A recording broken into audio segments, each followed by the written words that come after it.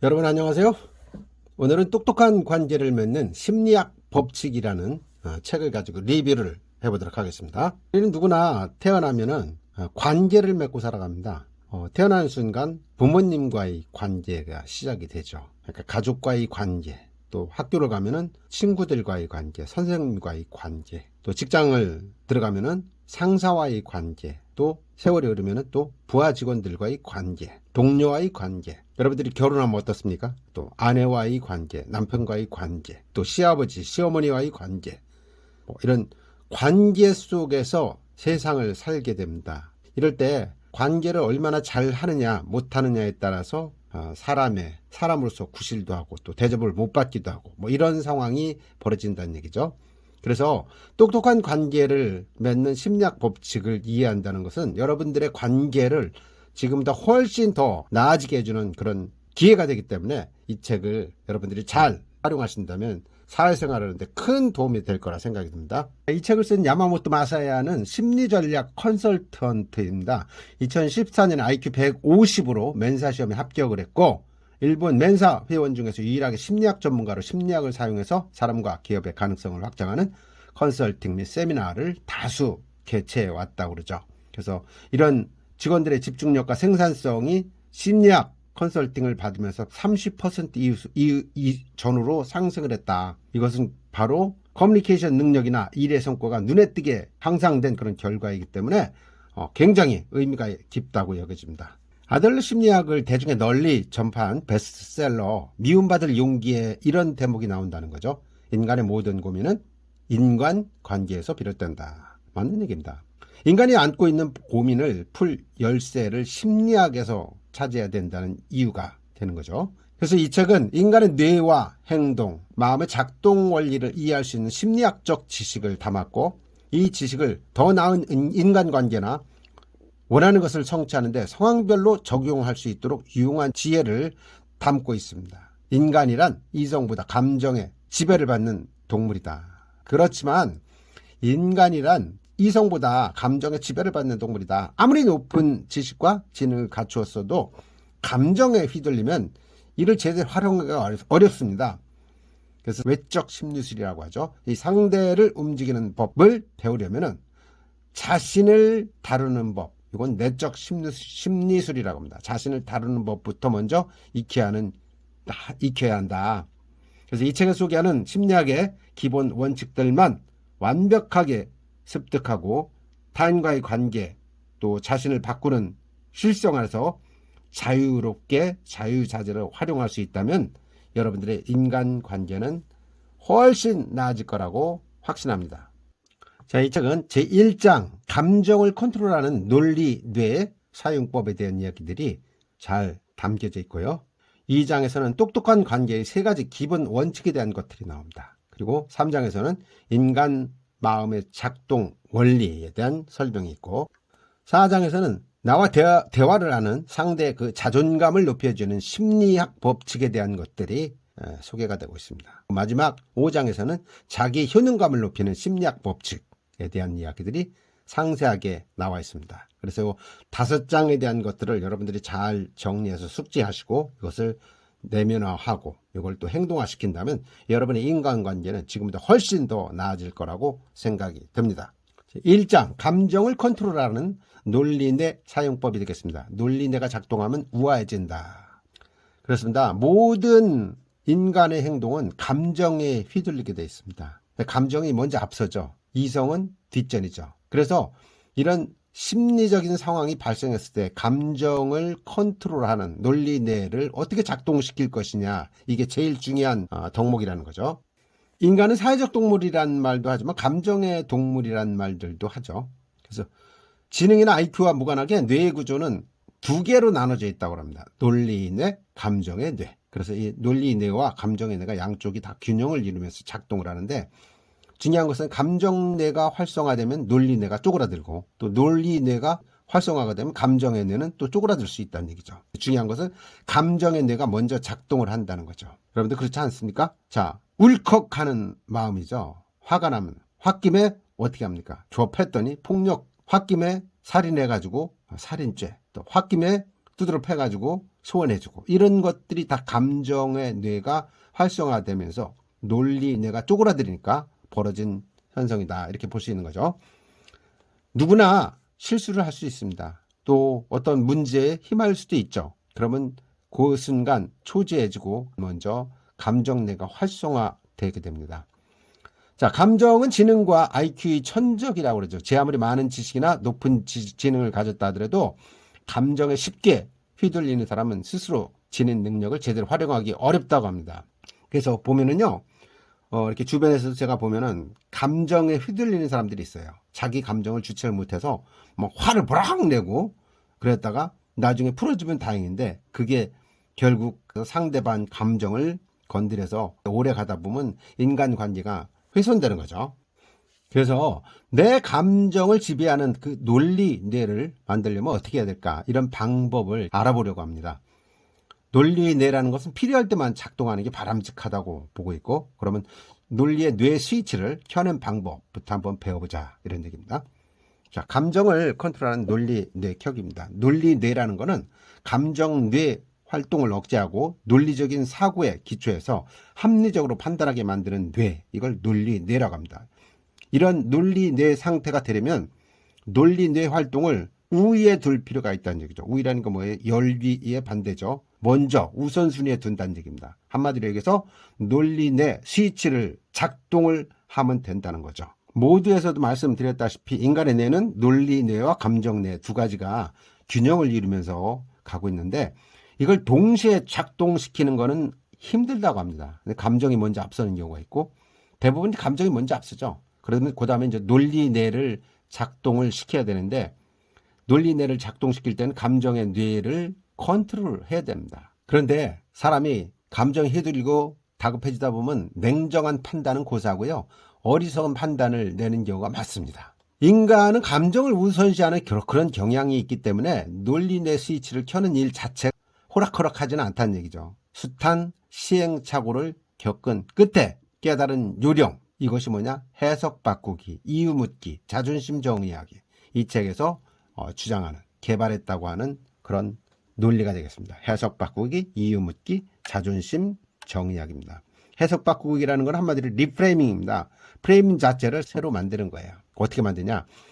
인간의 감정이 생기는 구조는 자극 다음에 반응이 아니라 자극 다음에 해석, 그 다음에 반응이기 때문이다. 이런 얘기입니다.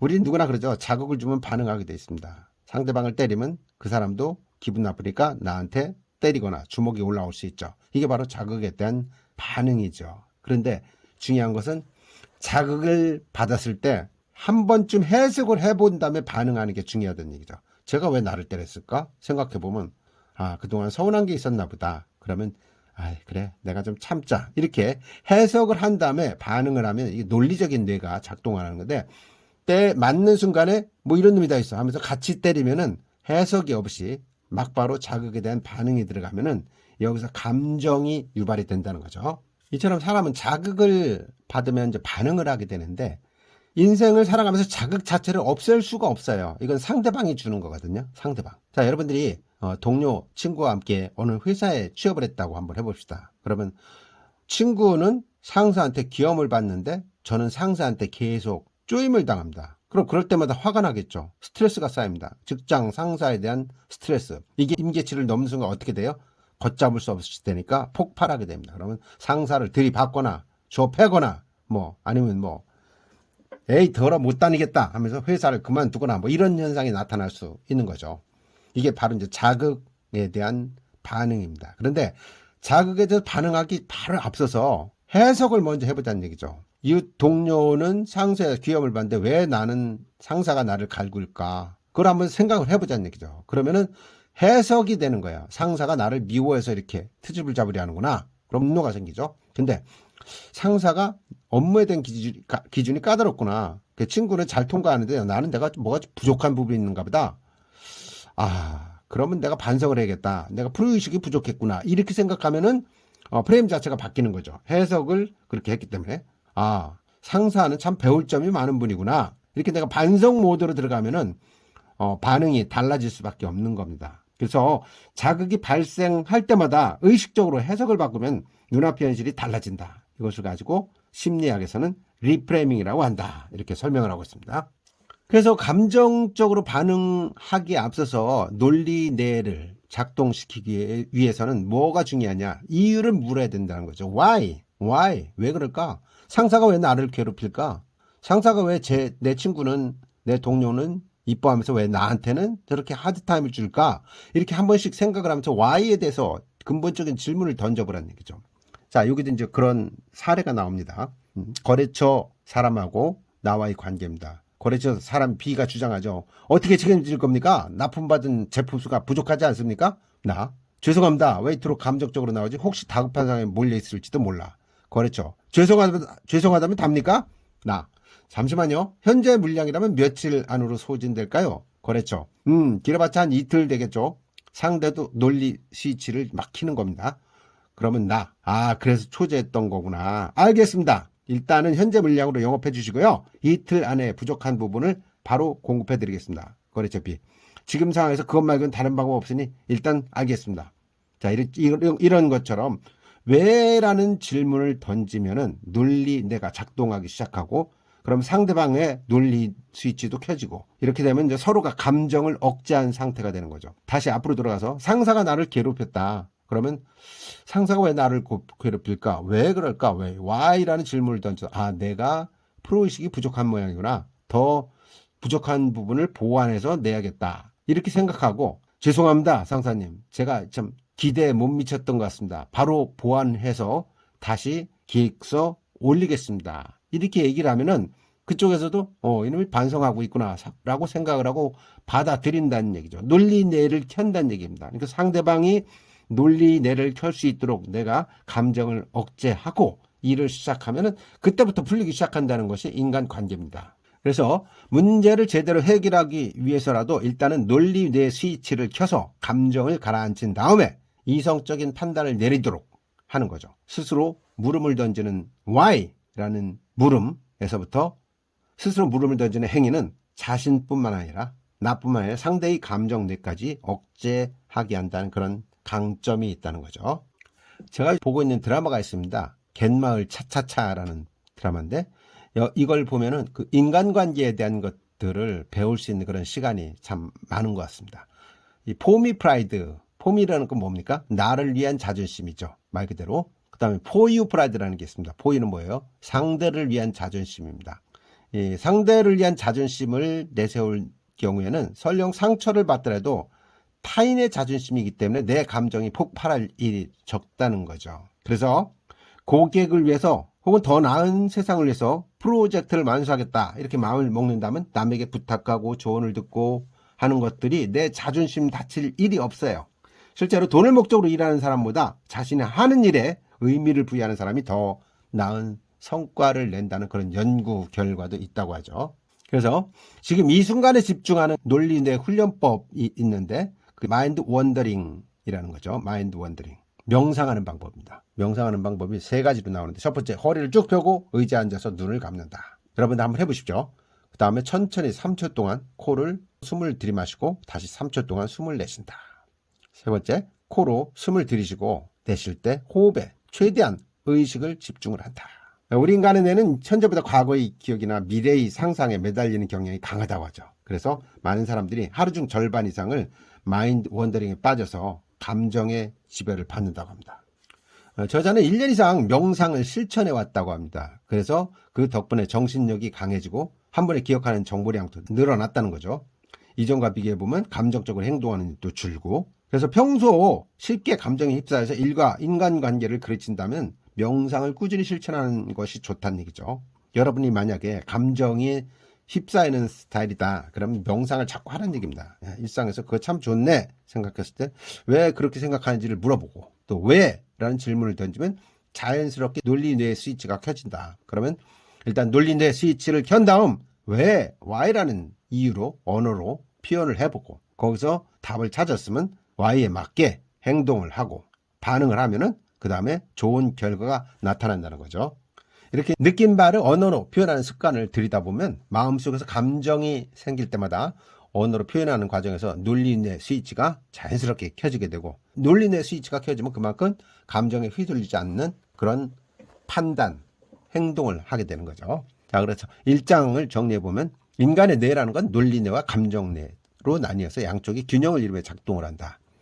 감정뇌 기능을 억제하고 논리뇌 영역을 확보해서 논리적 사고에 근거한 합리적 판단을 낼 수 있는 뇌 훈련이 필요하다. 감정적으로 반응하게 될 상황에서는 스스로 why라는 질문을 던져본다. 자극에 대한 해석을 바꾸면 감정뇌 활동이 억제된다. why라는 물음을 통해서 for me pride보다는 for you pride를 갖는다. 좋아하는 이유를 그때그때 말로 표현을 해본다. 명상을 통해서 지금 이 순간에 집중하면 감정에 휘둘리는 일이 적어진다. 이렇게 정리가 되었습니다. 자, 2장 두 번째는 똑똑한 관계를 맺는 3가지 기본 원칙에 대한 것들을 한번 배워보도록 하겠습니다. 필요할 때 심리학이 먹히지 않는 이유에 대한 설명이 나옵니다. 왜 먹히지 않을까? 아주 간단합니다. 신뢰관계가 형성되지 않았기 때문이라는 거죠. 신뢰관계가 형성되지 않았다. 최면 마술사는 최면 걸기 전에 반드시 상대와 신뢰관계를 쌓고 한다고 합니다. 그렇지 않으면 최면이 잘 걸리지 않는 거죠. 자, 지금부터 상대의 심리를 들어갑니다. Ready, son 하면은 바로 쓰러져야 되는데 안 쓰러진다. 네가 나한테 최면 걸어서 되겠냐 라는 생각을 갖고 있으면 최면이 걸리지 않는 겁니다. 그래서 여기서는 사람을 다루는 3가지 기본 원칙이 소개되고 있는데 이 책의 핵심 주제가 될 것 같습니다. 자, 사람을 다루는 3가지 기본 원칙. 첫 번째, 상대의 일관성을 이해한다. 두 번째는 일관성에 기초한 반응을 예측한다. 세 번째, 신뢰 플러스 논리 플러스 감정의 조합으로 설득을 한다. 이것들이 바로 사람을 다루는 3가지 기본 원칙이 되겠습니다. 다시 한번 해볼까요? 첫 번째, 상대의 일관성을 이해한다. 두 번째, 일관성에 기초한 반응을 예측한다. 세 번째, 신뢰 플러스 논리 플러스 감정의 조합으로 상대방을 설득한다. 이것이 사람을 다루는 3가지 기본 원칙이 되겠습니다.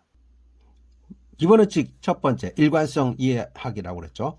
인간은 자신의 말과 행동에 일관성을 지키려는 그런 심리가 있다고 합니다.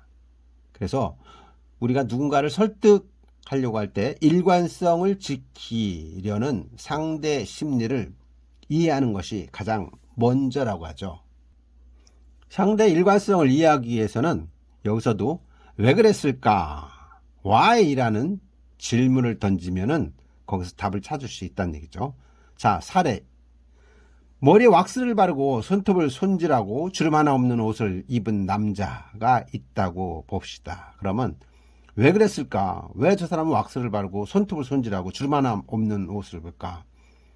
그러면은 위생관념이 철저하고 자기관리에 엄격하신 분이구나 이렇게 생각을 하면 거기에 대해서 평소 방을 깔끔하게 청소하고 자신에게 아낌없이 투자하며 규칙을 잘 지키는 유형이기 때문에 이 사람의 청결함, 근면함을 어필하면 공감을 얻어낼 수 있다는 거죠.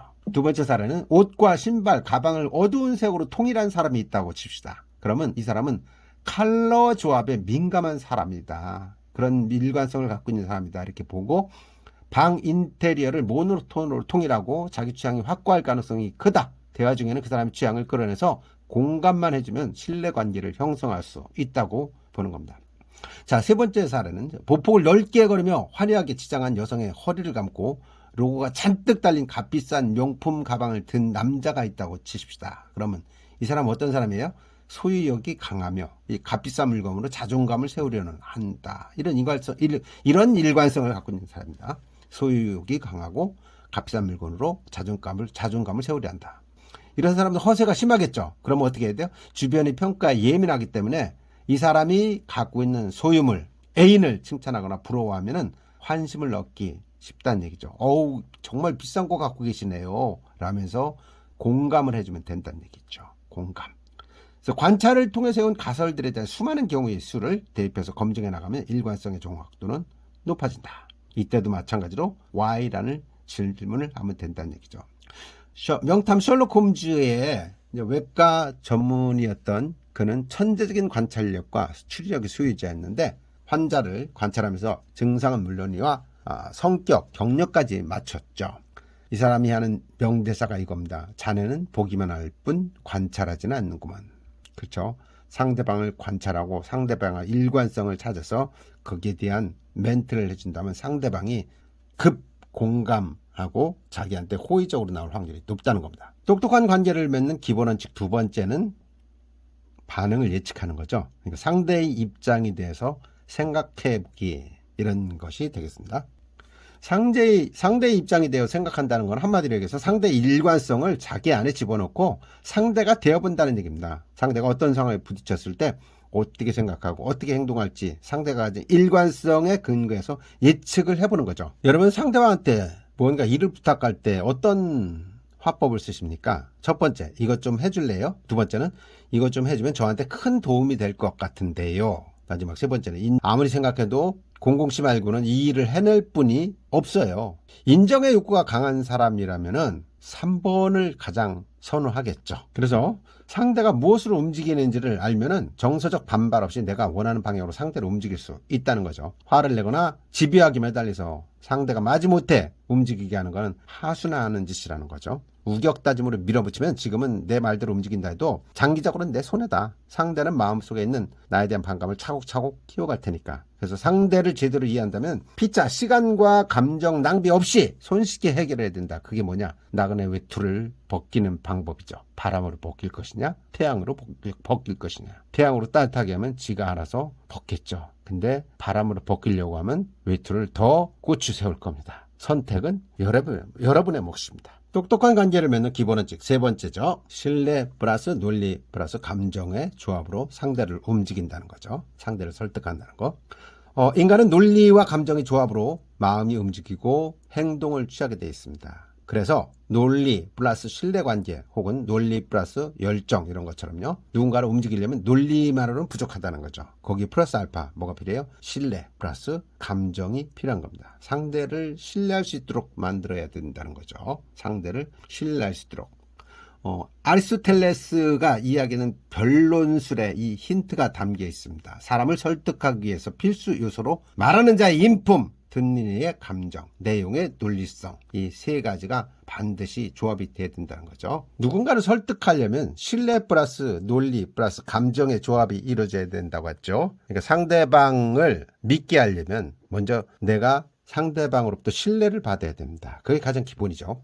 자, 상대가 손을 책상이 아래에 두면은 현재 나오는 화제에 관심이 적다는 뜻입니다. 만약 책상 아래서 펜을 만지작거린다든지 휴대폰을 본다든지 이렇게 한다는 얘기는 내가 하는 이야기에 관심이 없다는 얘기입니다. 만약 흥미로운 주제다, 그럼 어떻게 할까요? 상대방이 앞으로 몸이 기울어지고 책상 위로 손을 올라가고 메모를 하려고 할 겁니다. 이게 바로 신뢰 관계가 구축됐다고 볼 수 있는 거죠. 자, 신뢰가 형성됐다면 두 번째는 이제 논리죠. 상대를 논리적으로 설득하려면 핵심 요약을 한 다음에 핵심 내용의 배경을 설명해서 흐름을 이야기하고 내용의 포인트를 짚어서 문제점을 공유합니다. 그리고 지금까지 대화를 바탕으로 해서 내가 하고자 하거나 상대에게 원하는 것을 전달해서 상대의 판단을 요구를 하는 거죠. 이게 바로 이제 논리의 프로세스가 되겠습니다. 마지막으로 감정이죠. 감정은 어떻게 해야 될까요? 사례를 드는 겁니다. 똑 떨어지는 사례를 통해서 공감을 가도록 해야 된다는 거죠. 그래서 신뢰, 감정, 논리, 이 세 가지만 기억하면 충분하다는 얘기입니다. 2장 정리해 볼까요? 심리학은 신뢰관계가 뒷받침되어야 제대로 효과를 발휘한다. 상대의 일관성을 이해하는 것은 사람을 움직이는 기술의 첫걸음이자 가장 중요한 심리학이다. 왜? 라는 질문법으로 상대의 일관성을 탐색해야 된다. 상대의 일관성을 자신에게 이입해서 상대의 입장이 되어본다. 사람을 움직이는 그 보상은 금전적 보상과 정신적 보상으로 나눠진다. 논리 플러스 감정의 조합으로 사람을 움직인다. 신뢰, 감정, 논리는 설득의 필수 요소다. 이렇게 정리가 되겠습니다. 자, 3장은 인간 마음의 작동 원리에 대해서 알아보겠습니다. Yes and 법칙이라고 그러죠. 남을 먼저 이해한 뒤에 나를 이해를 시킨다. 스티븐 코비의 베스트셀러인 성공하는 사람들 7가지 습관에도 나와 있는 내용입니다. 상대가 하는 이야기를 막지 말란 얘기죠. 남을 먼저 이해한 뒤에 나를 이해시키려고 해야 된다. 상대 말을 듣고 이해하면서 동시에 자신이 할 말을 생각한다. 이거 되겠습니까? 안 되죠. 심리학 서적을 읽다 보면 예스 법칙이 등장하는데 여기에서는 예스 법칙으로는 절대 공격적인 자세를 풀 수 없다고 합니다. 그래서 제일 중요한 법칙이 예스 앤드 기법입니다. 자, 사례를 한번 들어볼까요? 클라이언트가 이번에 당첨금 3억 엔을 내건 대대적인 캠페인을 해보려고 하는데 어떨까요? 이랬을 때 내가 오, 무척 흥미로운 아이디어군요. 그러면 엔드. 총 예산이 얼마 들어갈지 한번 검토해 보겠습니다. 아, 그거 중요하죠. 네, 연락드리겠습니다. 이렇게 해서 부정적인 의견이 없이 반발 없이 받아들이는 겁니다. 그리고 나중에 따져본 다음에 아, 제가 이거 검토해 봤더니 이런 부분이 있던데 어떻게 하면 좋을까요? 이렇게 상의를 하라는 거죠. 다음은 자기 투영이 되겠습니다. 아이디어 비판은 인격 부정으로 받아들이기가 쉽다. 그래서 상대방의 아이디어가 마음에 들지 않는다라고 했을 때는 인격을 먼저 긍정한 뒤에 아이디어 부분만 지적하라는 겁니다. 이를테면 이런 거죠. 아이디어를 짜내느라 걸린 시간과 노력에 대해서 일단 감사의 표현을 한다는 겁니다. 야근도 불사하고 열심히 노력을 하셨군요. 선생님답게 깔끔하게 정리를 정말 잘 해주셨습니다. 다만 이 아이디어에 살짝 이해가 안 가는 부분이 있는데요 라면서 그 아이디어에 대한 이야기만 하는 겁니다. 그러면 상대방 입장에서는 비난받는다는 느낌이 들지 않기 때문에 이쪽의 의견을 거부감 없이 잘 포용하게 된다는 거죠. 결론은 감사한 마음을 전한 다음에 본심을 말하라, 이런 얘기가 되겠습니다. 다음은 DTR 기법이 되겠습니다. 단번에 사람들의 이목을 집중시키는 방법이죠. DTR 기법이라고 합니다. Disrupt then Reframe 기법이죠. 일부러 낯설고 어려운 표현을 써서 상대를 혼란스럽게 만든 다음에 설득하는 심리술이 되겠습니다. 이 DTR 기법을 사용하면 우리 뇌가 가벼운 패닉 상태에 빠져듭니다. 그러면서 경계심이 낮아지고 논리적 사고가 약해지고 그 결과 상대의 말에 쉽게 설득이 된다는 거죠. 이것은 뜬금없는 멘트로 좌중한테 뜬금없는 멘트를 던진 다음에 논리적으로 설명을 해 나가는 겁니다. 이를테면 이런 거죠. 콜센터 직원들한테 만족도 향상을 위해서 자, 우리 PC 화면에다 거울을 붙입시다. 이러면 사람들이 의아하겠죠. 이때 무슨 말이냐면요, 전화 응대를 하다 보면 무례한 상대일 때 얼굴이 경직되거든요. 자기 감정을 늘 신경 쓰는 건 어렵지만은 만약 앞에다가 거울을 붙이면 그때그때 자신이 어떤 표정을 짓는지 알겠죠. 이러면 여러분이 어떤 표정이 일하는지 눈을 확인하게 되면은 스스로 새롭게 각오를 다지는 그런 계기가 될 겁니다. 그러니까 PC 화면에다 거울을 붙이십시다. 이렇게 이제 이야기를 하는 거예요. 이게 바로 이제 DTR 기법이라고 하는 겁니다. 뜬금없는 멘트로 좌중을 집중시킨 다음에 논리적 흐름으로 공감을 이끌어내는 방법이 되겠습니다. 다음은 양면 제시 기법이 되겠습니다. 인간은 장단점을 모두 제시하는 사람을 신뢰를 한다고 하죠. 예를 들어서 뭐 단점은 아예 입을 다물고 장점만 이야기한다. 그러면 그 사람이 신뢰를 하지 않는다는 겁니다. 여기 광고문 보시죠. 맵지만 미치도록 중독되는 맛. 비싼 만큼 그 값을 하는 맛. 어떠세요? 자, 이걸 보면 단점도 들어가 있지만은 장점이 더 돋보이지 않습니까? 책에 대한 내용도 마찬가지입니다. 이 책은 가격은 비싸지만 질 좋은 정보를 담고 있습니다.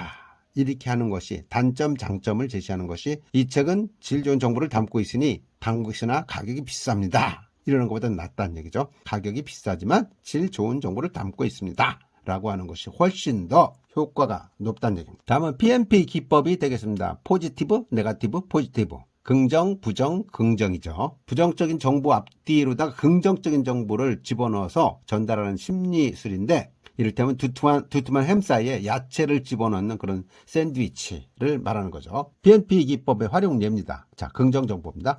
어제 A사와 협의한 결과 00C가 대단히 만족했습니다. 긍정적 정보죠. 그 다음 부정적 정보. 다만 한 가지 그때 제출한 견적서 금액에 약간의 착오가 있었습니다. 마지막 긍정 정보. 해당 견적서로 결제가 나기 전에 곧바로 수정하겠습니다. 이렇게 PNP 기법을 활용하면은 초두 효과와 친근 효과를 조합한 심리술로서 처음과 끝이 중요하다는 얘기를 하고 있는 겁니다. 다음은 단순 접촉 효과가 되겠습니다. 이 접촉 빈도가 늘어날수록 호감도가 올라간다는 그런 기법이 되겠습니다. 고객과 관계를 유지하는 세 가지 기법인데, 첫 번째는 편지나 이메일을 쓰는 겁니다. 다수의 사람을 상대로 해서 편지나 이메일을 보내는 거죠. 미국의 그 전설적인 자동차 판매왕 조 지드라드가 세계에서 가장 많이 자동차를 판매해서 기네스북에 올랐었는데, 이 지라드는 고객 관리를 위해서 항상 종이 우편물을 보냈죠. 매월이 되면 16,000명한테 고객으로 우편물을 발송했다고 합니다. 그 비용의 4분의 1은 사비를 충당을 했다는 거죠. 그 다음 두 번째 쓴 방법이 전화통화입니다. 시간 날 때마다 그 다음에 더 중요하다고 생각하는 분들한테 전화통화를 하고, 마지막에는 직접 찾아가서 대면을 했다는 거죠. 이렇게 IT 시대 발로 뛰는 영업이 고루하다고 생각할 수 있지만은 단순 접촉 효과처럼 더 좋은 건 없다. 그러니까 꾸준히 사람들을 만나는 게 중요하다는 얘기죠. 이거를 유튜버에 활용한다면 수백 수십만 구독자 갖고 있는 유튜버라 할지라도 짧게라도 줄기차게 영상을 업로드하는 것이 중요하다. 왜냐하면 업로드 빈도가 떨어질수록 팬이 떨어져 나가고 광고 수입도 줄어들기 때문이다. 그래서 영상 업로드 빈도수도 높일 필요가 있다. 3장을 한번 정리해 볼까요? 상대를 먼저 이해한 다음에 나를 이해시킨다. 또 상대의 아이디어를 지적할 때는 먼저 상대의 인격에 대해서는 존중해주고 그 다음에 아이디어에 대해서만 부정적인 얘기를 한번 짚어본다. 뜬금없는 멘트로 주목을 높인다. DTR 기법이죠. 원하는 바가 무엇인지 상대 입에서 나오게 한다. 장단점을 모두 제시한다. 장점 사이에 단점을 끼워낸다. PNP 기법입니다.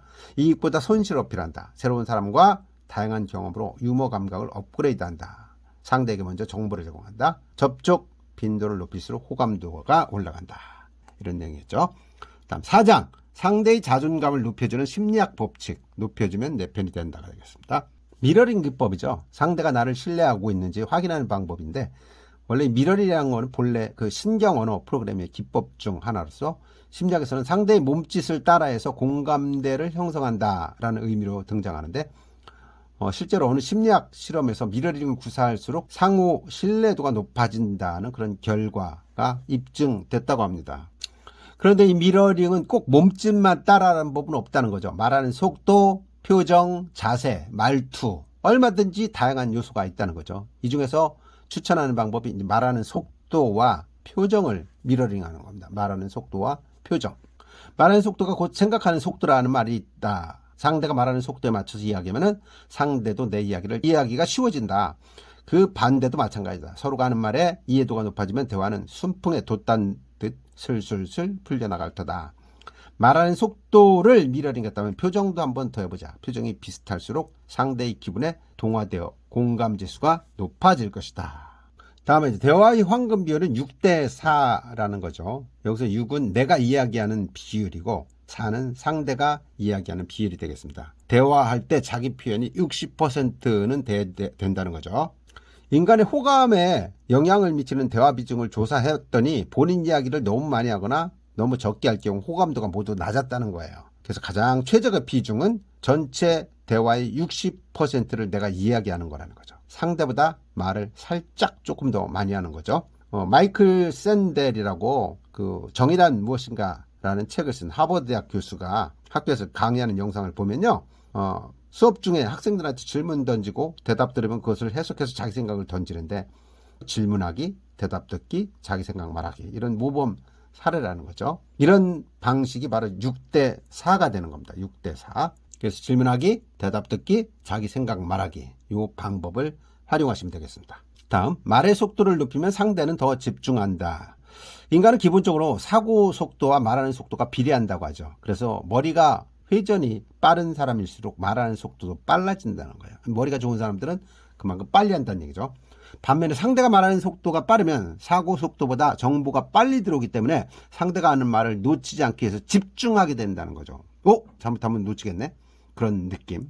자신의 말에 사람들이 집중하기를 바란다면 상대의 사고 속도보다 조금 빠르게 이야기를 하라는 겁니다. 대부분의 사고의 속도는 말의 속도와 비례한다. 그러니 상대가 말하는 속도를 보고 판단하면 된다는 거죠. 결론은 상대보다 살짝 빠른 속도로 말하라는 겁니다. 다음은 상대의 자존감을 높여주는 대화법이 되겠습니다. 정계나 재계, 연예계에서 활약하는 유명 인사 중에서 인복이 많은 사람들의 공통점이 하나가 있는데 그것은 바로 상대의 자존감을 높여준다는 겁니다. 대화하는 도중에 상대의 자존감을 높여준다. 인복 있는 사람들이 대화하는 특징을 보면 첫 번째가 이름을 기억한다는 겁니다. 상대방의 이름을 기억한다. 두 번째, 상대가 예전에 한 말을 기억한다. 최신 화제에 민감하다. 시선을 맞추면서 듣는다. 상대의 좋은 점, 외면이 아니라 내면입니다. 좋은 점을 찾아서 칭찬한다. 과연 역시 흥미롭네처럼 맞장구를 잘 친다. 00시 도움이 필요한데 협력해 주시겠습니까? 라고 부탁을 한다. 00시 한 표가 앞으로 정치를 좌우합니다. 라고 호소를 한다. 그래서 상대의 자존감을 높이려면 어떻게 되느냐? 세 가지 질문을 던져보라는 거죠. 세 가지 질문. 상대의 자존감을 높이는 세 가지 질문.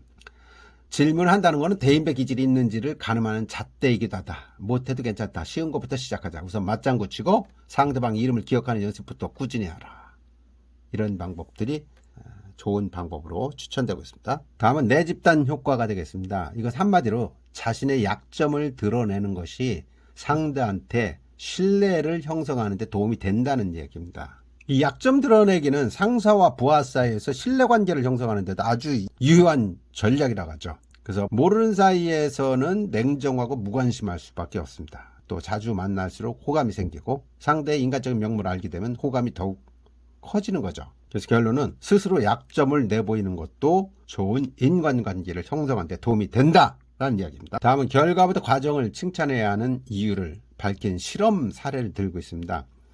결과를 칭찬하는 사례에는 그렇게 큰 도움이 안 된다는 거죠. 반면에 과정을 칭찬하는 사례는 큰 도움이 되더라. 예를 들자면 인상적인 프레젠테이션이었네. 인류대 출신이라 역시 머리가 좋군. 이렇게 하는 건 이제 결과를 칭찬하는 사례라고 볼 수 있죠. 반면에 과정을 칭찬하는 사례 이런 겁니다.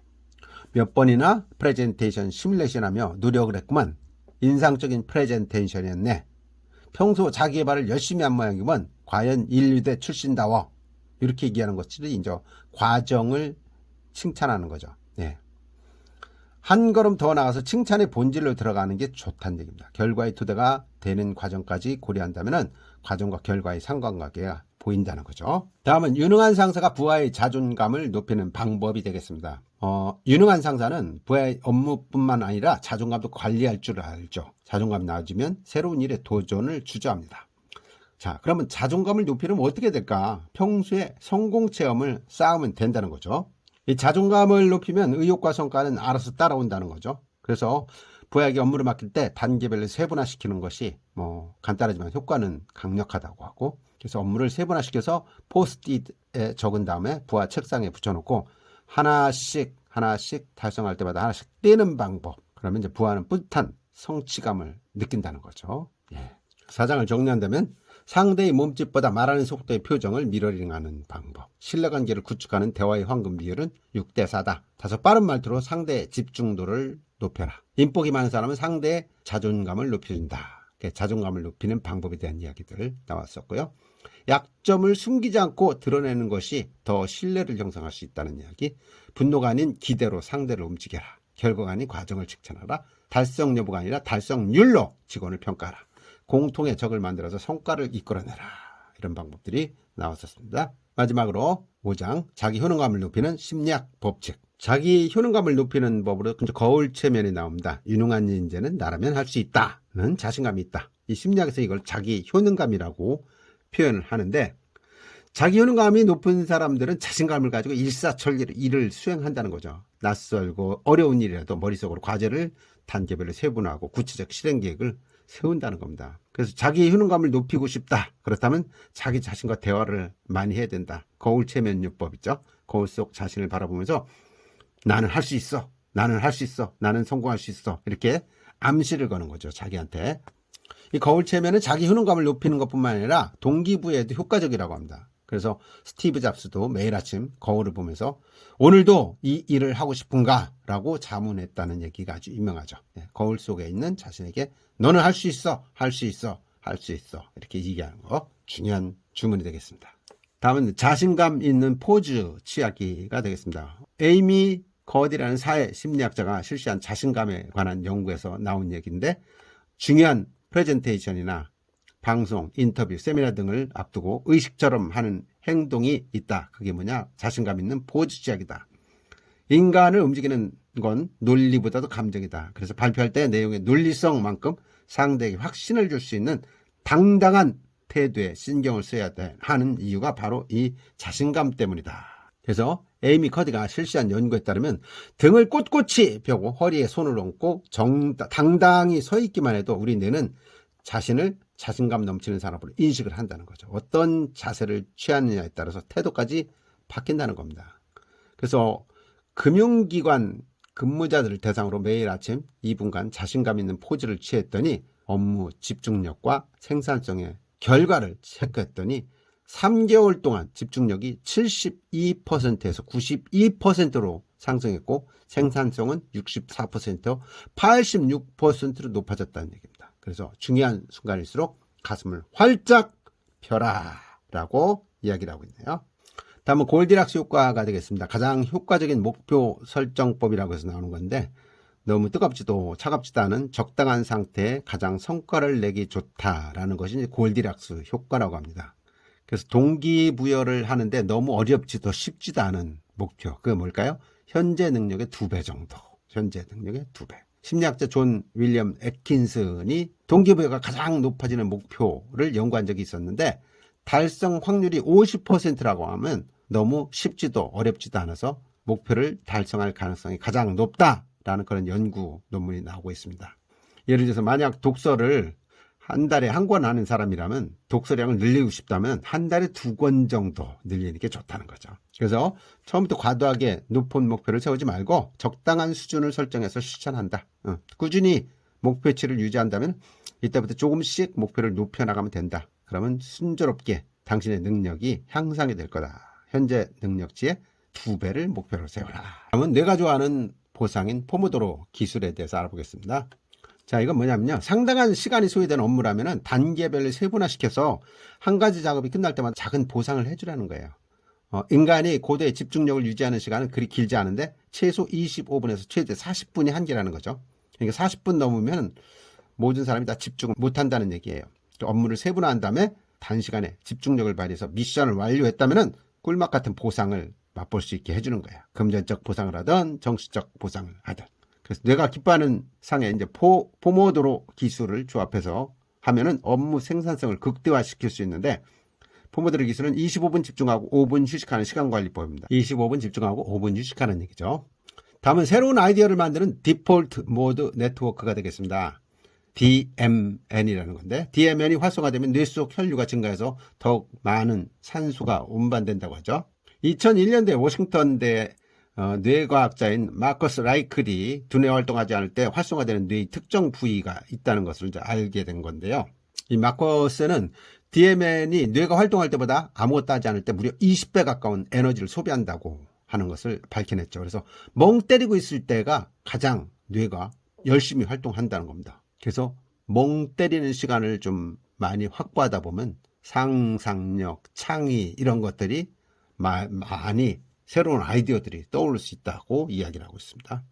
다음은 혁신은 걷는 도중에 일어난다라는 대목이 되겠습니다. 스탠퍼드 대학교 마릴린 오페조 교수가 실험을 했었습니다. 어떤 실험을 했느냐? 참가자들을 수십 명을 동원해서 두세 조로 나눠가지고 실험을 했는데 한 팀은 가만히 앉아서 문제를 풀게 하고 한 팀은 걸어가면서 문제를 풀게 했다는 거예요. 그랬더니 걸어가면서 문제를 푸는 사람들이 2배가 넘게 답을 찾아내더라는 겁니다. 그래서 혁신적인 아이디어를 내고 싶다. 그러면 걸으라는 얘기예요. 걸으면서 생각을 해봐라. 이걸 제일 잘한 사람이 누구냐? 스티브 잡스였다는 거예요. 이 스티브 잡스는 산책회의를 발명했을 만큼 걸으면서 아이디어를 구상하거나 직원과 회의를 많이 했는데 이게 르네상스화가 라펠러의 대표작 아테네 학당에도 플라톤과 아리스토텔레스가 걸으며 토론하는 모습이 나온다는 거죠. 역사 속 위대한 천재로 칭송받는 인물들도 이 걸으면서 사색을 즐겼다는 거죠. 아리스토텔레스는 걸으면서 골똘히 생각에 잠기는 일이 많았다고 합니다. 그래서 여러분들도 만약에 생각이 벽에 가로막혔다. 그럼 걸으면서 생각해보라는 거예요. 그러면 답이 의외로 나올 수 있다라는 거죠. 다음은 카멜레온 효과입니다. 자신을 바꾸고 싶다면 만나는 사람을 바꿔라. 여러분 주변에 존경하는 선배, 동료, 긍정적인 자극을 주는 사람들 많이 있습니까? 만약에 없다면 만나는 사람을 바꾸라는 얘기입니다. 가랑비에 옷 젖는다. 주변 사람은 가랑비와 같은 존재라는 거죠. 조금씩 서서히 확실하게 당신 성격과 행동에 스며든다는 얘기입니다. 그래서 이런 농담도 있죠. 산삼을 캐려면 산삼밭으로 가라. 근주자적, 근묵자흑 이런 말들. 까마귀 노는 곳에 백로야 가지 마라. 삶은 개구리 법칙이라는 것도 있습니다. 끓인 물에다가 개구리 집어넣으면 툭 튀어나가지만 차가운 물에 넣고 서서히 물을 데우면은 개구리는 그냥 거기서 죽고 만다는 거죠. 그래서 환경 변화에 민감해질 필요가 있다. 자신의 변화에 민감해질 필요가 있다. 다음은 카멜레온 효과입니다. 인간이 무의식적으로 눈앞에 있는 사람 말투나 몸짓을 따라하는 그런 특성을 갖고 있다고 하죠. 이게 바로 카멜레온 효과인데, 그래서 자신을 먼저 바꾸고 싶다면 만나는 사람을 바꾸는 게 정답이다. 나쁜 영향을 끼치는 사람은 최대한 차단하고 좋은 영향을 끼치는 사람하고 교류를 하라는 얘기죠. 입만 깊고 성공한 사람을 만나면 돈과 시간이 드는데 자신을 나쁜 영향력에서 지키기 위한 투자라고 생각하면 아깝지 않을 거라는 얘기죠. 그러니까 노는 물을 바꿔라. 성공한 사람들하고 자꾸 어울려라. 인간은 비교 대상이 없으면 자신이 나쁜 길로 물들어가는지 제대로 가늠하기가 어렵다. 신뢰하는 멘토나 자신을 잘 이해해주는 친구, 하다못해 존경하는 사람의 생을 다룬 책, 영화, 위태로운 상황에서 중심을 단단히 잡아줄 존재를 정기적으로 만나라. 내 안에 탁한 물이 퍼지면은 그들을 만나서 맑은 물을 보충하자는 얘기죠. 내 고유의 색을 찾을 수 있도록. 어떻게 하라? 자신의 내면을 지켜줄 사람과 교류를 하라는 겁니다. 자, 마지막 5장을 정리한다면 거울을 보면서 나는 할 수 있다, 할 수 있다라고 자꾸 외친다. 두 번째, 자신감 있는 포즈로 우리 뇌를 속여서 긴장을 풀자. 최저가 목표는 현재 능력의 2배수. 월 1권 책 읽었다면 월 2권 정도. 단시간 집중하고 뇌가 기뻐할 보상을 하라. 내가 잘했으면 너 고생했어, 문서봐 고생했어 하면서 내가 좋아하는 뭔가를 사준다든지 이런 것들. 아무것도 생각하지 않을 때 아이디어가 샘솟는다. 멍 때릴 때도 필요하다는 얘기죠. 좋은 아이디어는 걷는 중에 떠오른다. 스티브 잡스는 걷는 도중에 많은 아이디어를 찾았다는 거죠. 또 자신을 바꾸고 싶다면 만나는 사람을 바꿔라. 노는 물을 바꾸라는 얘기입니다. 자, 이렇게 해서 똑똑한 관계를 맺는 심리학 법칙에 대해서 살펴봤습니다. 여러분들이 이 영상을 한 번만 듣는 게 아니고 시간 날 때마다 수시로 좀 들으면서 여기서 나온 방법들을 현실에서 적용한다면 좋은 인간관계를 만들어 나갈 수 있고 또 그를 통해서 여러분들이 성공에 훨씬 더 다가갈 수 있을 것이라고 저는 확신을 합니다. 자, 내용이 좋았다면 구독, 좋아요 그리고 많은 댓글 부탁드리겠습니다. 감사합니다.